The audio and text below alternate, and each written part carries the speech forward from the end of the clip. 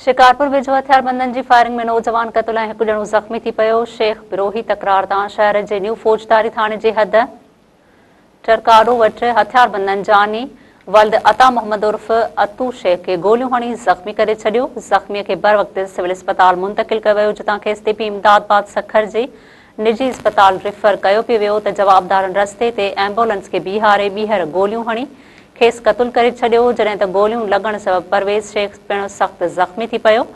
मक़तूल जो लाश सिविल अस्पताल शिकारपुर मुंतक़िल कयो वियो, जितां ज़रूरी कार्रवाई बाद लाश वारसनि हवाले कयो वियो, जॾहिं त ज़ख़्मीअ खे सखर रिफर कयो वियो आहे। पुलिस जो चवणु आहे त वाक़ियो शेख बिरोही तकरार तां हथियारबंद नौजवान खे क़तल करे छॾियो।